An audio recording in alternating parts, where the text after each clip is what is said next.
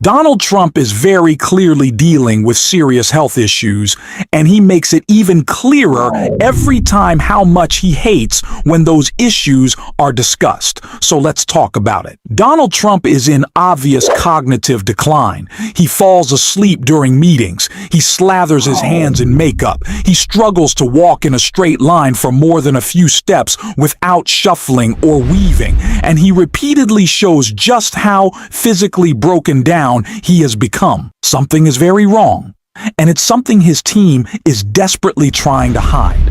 He knows it, and he knows how weak and pathetic it makes him look. That is exactly why Donald Trump went on Truth Social last night and completely melted down, acting from a place of physical, mental, and political weakness. That meltdown has now created chaos inside the White House.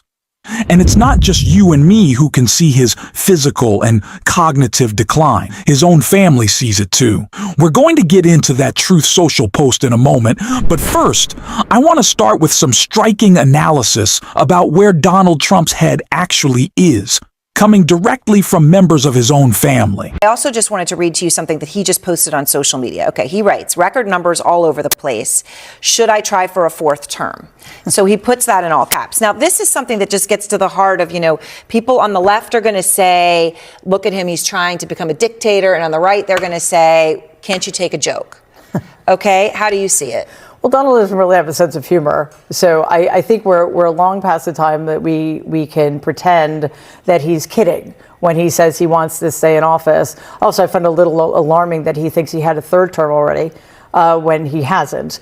But the truth of the matter is he's a lame duck president, and it doesn't matter. Actually, I bet he's counting the Biden term. He probably Now that is. you say that, I'm realizing, right? Because he says that, yeah. It was okay. allegedly and not at all stolen from him. Right. Exactly. Anyway, sorry, go ahead. Yeah, so I think that it doesn't matter if he's joking or not. The fact of the matter is, as I said, he's a lame duck president, and he is causing untold harm to this country. And I think at this point, we need to start focusing on our attention on the people who are allowing that to happen, the enablers. And I think this is one of the biggest problems we're seeing on the world stage. We look at Donald and we talk about his unfitness, his psychological issues, his perhaps neurological decline, his cognitive decline. But other world leaders look at the United States as the problem. We have almost 78 million people, put him back into office. We have an entire party dedicated to keeping him in power and enabling him, as well as a corrupt, illegitimate supermajority of the Supreme Court that is giving him imperial power. That is what the world sees. There is very clearly something wrong with Donald Trump, and not in a way that's funny or easy to mock. This isn't just about clips of him struggling to move, wandering around, or people laughing because he falls asleep. That stopped being funny a long time ago, if it ever was, especially when you remember that this man has access to the nuclear codes. But when Donald Trump's cognitive decline shows up in moments that actually carry real consequences, that's when it becomes truly serious. And that is exactly what we saw at Davos this past week. Donald Trump showed us how an unhinged, out-of-control individual can cause long-term damage incredibly fast. That is his pattern. He likes to sell himself as a builder, but the reality is that he is a destroyer. He doesn't build. He tears things apart. And as AOC put it perfectly. Real quick, how big of a factor is Donald Trump's cognitive decline given what we're seeing at Davos? I think that the president has been acting in increasingly erratic ways. I think it is really damning when we think about the degree to which mass media outlets reported on Joe Biden, and that resulted in the Democratic Party changing its nominee, etc. Yet we are seeing behavior from Donald Trump that is increasingly erratic and alarming, and everyone's pretending that this is normal. I don't really understand why that is. It is very bizarre.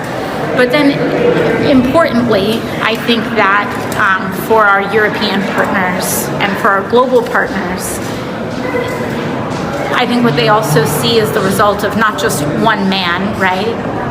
But also the entire government apparatus and a party that is willing to watch someone decompensate in front of the world and do nothing about it.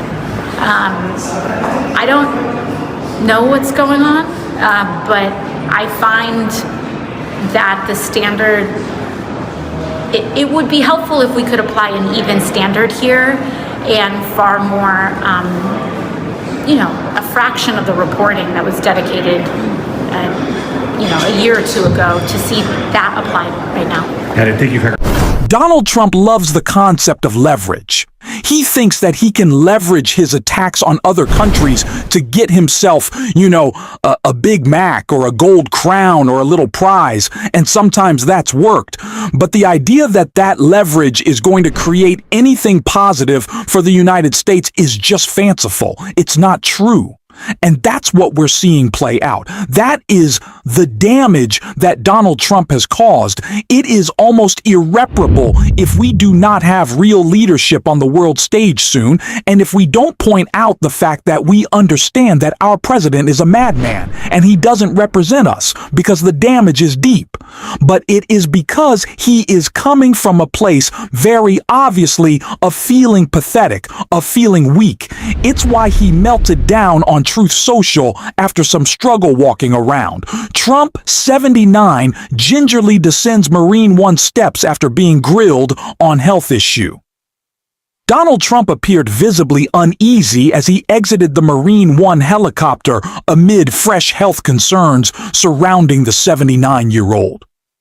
The president used both hands to grip the banisters for dear life as he climbed down the small flight of stairs from the aircraft upon his return to the White House after his embarrassing Davos appearance. Of course, that was not the only example of Donnie struggling to walk, because as he was strutting the red carpet, he was moving from side to side, not very stable, a little out of control. The walk was not as straight as he clearly would have wanted it to be, just not a good look for the ailing president. And feeling so weak and so insecure, Donald Trump took himself to Truth Social in the middle of the night, but really the morning, and unleashed nearly 100 red posts in a furious tirade. Donald Trump challenged the strength of NATO in one of his nearly 100 posts to Truth Social in the middle of the night. The president made a total of 85 posts over the span of 5 hours, with many reposts of right-wing clips, including posts featuring comments from Elon Musk and Pete Buttigieg. Before his reposting spree, Trump lashed out at NATO, California Governor Gavin Newsom, and an advertisement for Melania Trump's upcoming documentary. Donald Trump struggles walking downstairs. He struggles just trying to stride across a red carpet. He struggles to hide the large, ugly bruise on his hand. And most of all, he struggles with the reality that on the world stage, he is seen for exactly what he is, a weak, deeply insecure man. You watch someone like Gavin Newsom stand up, composed, confident, clearly competent, and Trump immediately looks small. Mark Carney made him look small. Emmanuel Macron, standing there in his signature sunglasses, made him look small. And that perception eats at Donald Trump. Being seen as pathetic is what triggers him, and so he lashes out. But that image isn't unfair. That is who he is now. That is where he stands. And that wasn't the only meltdown we saw from Donald Trump yesterday. As Republicans tried to spin the narrative that our cognitively declining president is somehow the victim of political persecution by Joe Biden, claiming the DOJ was weaponized against him, Donald Trump was doing exactly what he accuses others of. He openly instructed his own DOJ to go after Jack Smith. In the middle of Jack Smith's testimony, while his criminal conduct was being laid bare, Trump doubled down. He couldn't even pretend to hide it. Last time this happened, his brain was so scrambled that he literally posted the message directing Pam Bondi. And yesterday, he invoked her once again. This is not subtle. This is not accidental. And because of that, this is a topic we're going to have to stay on. We need to keep digging into how Donald Trump is actively weaponizing the Department of Justice.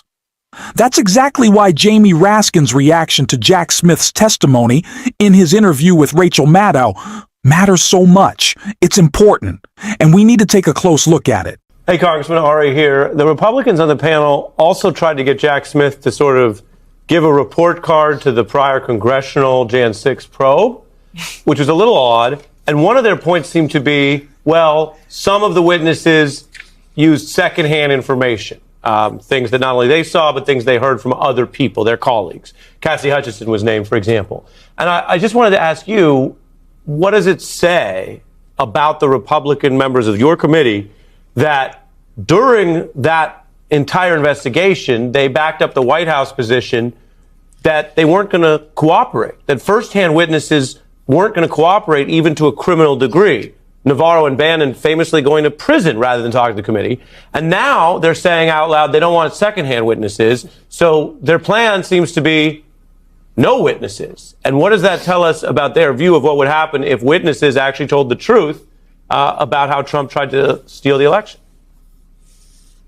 Yeah, I mean, it was an imbecilic line of inquiry. First of all, Cassidy Hutchinson worked for Donald Trump. She was a Trump witness. She was the top assistant to Mark Meadows, something that they never mentioned in going after her. And of course, one of the amazing things here is the way that they're very willing to cast overboard anybody who doesn't demonstrate 1,000% loyalty to the criminal in chief. But in any event, of course, in a congressional investigation, we don't have a rule against hearsay. People can quote other people. The Republicans do it all the time. They did it today.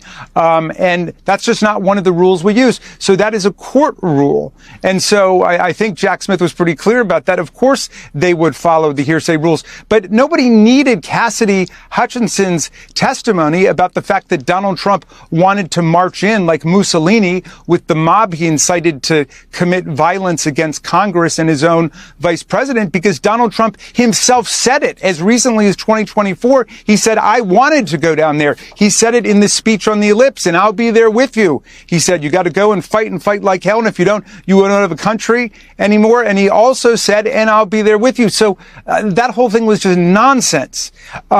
You know, it strikes me that they were basically, treating this like the Rocky Horror Picture Show. They're throwing rice, they're throwing toast, they're throwing tomatoes. None of it made any sense. They have no coherent, rational alternative to what was found by the January 6th Select Committee, which they insisted on calling a partisan committee today when it was a bipartisan committee. And by the way, we originally had an agreement with the Republicans for an outside 9/11 style commission, not with members of Congress, but other people appointed outside with 5 Republican appointees, 5 Democratic appointees, equal funding, equal staff, equal subpoena power. And Donald Trump blew it up because he didn't want any investigation. Donald Trump is a deranged madman and a criminal, and every single day he openly puts both his instability and his criminal behavior on display. We have to document it. We have to call it out, and we cannot afford to become numb to it. I can promise you that is exactly what we will continue to do on this show. If you want to support that, as always, hit the subscribe button, leave a like, and if you made it to the end, drop a blue heart in the comments. And until next time, I will see you soon.